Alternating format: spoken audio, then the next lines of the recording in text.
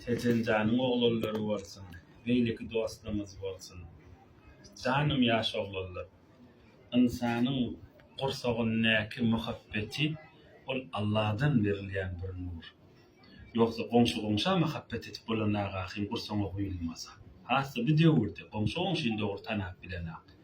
Yurt geçirip daş yerle bilen, hormat bilen muhabbet etipsiňiz, Allah'jan size muhabbet etsin. Hemmäňiziň salamyňyzy Süleyman jany uzaklap salamyňyzy allym janymla. Biz tarapdan hemmäňize we aleykumussalam. Agzy birlik nuruna, muhabbet nuruna, bereket nuruna, arsgal nuruna, süýçilik nuruna, salavat şerif nuruna, Peýgamber jana söýgüli ummatlar il gününden döräp dursun. Amin, amin ya Rabbi. Çağalaňyza, dogallara, dostlara köp tapşyryň. Allahümme salli ala seyyidina Muhammed. Şunu bunu 10 gaýtar hiç goýmasyn. Bolýar inşallah. Allahümme salli ala seyyidina Muhammed.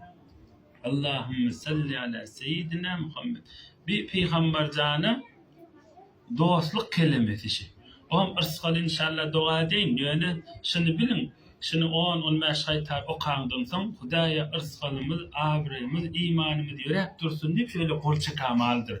Ellen dua deyin. Yani bunu öýdüňiz hem öwrenin. Allahümme salli ala seyyidina Muhammed. Adı näçe okamaly? Adı 10. 10 okasaň wezifen bitýär. Artık her neçe okasaň. Gelip bakan taksida, bazarda, işte, kellen yasıkta kam okasaň bolýar. Allahümme salli ala seyyidina Muhammed. Ine munyň içinde Allah'ın adı var, Allah'ın dostunyň adı var. Uzagra okasaň we ala ali Muhammedin diýsen bolýar. Ve ala alihi ve sahbihi ve sellemem diýsen bolýar. Täze öwrenen bolsa ýankyny okýar.